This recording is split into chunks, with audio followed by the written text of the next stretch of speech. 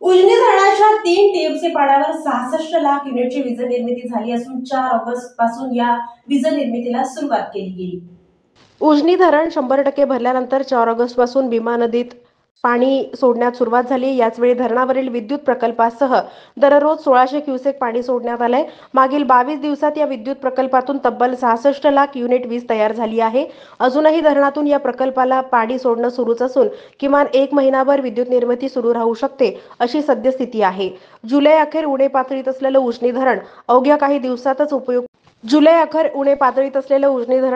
दिवसातच उपयुक्त साठ्यात आलं। यानंतर धरण ओव्हरफ्लो झाल्यानंतर भीमा नदीसह कॅनॉल, बोगदा, उपसा सिंचन योजनांमधून पाणी सोडण्यात आलं।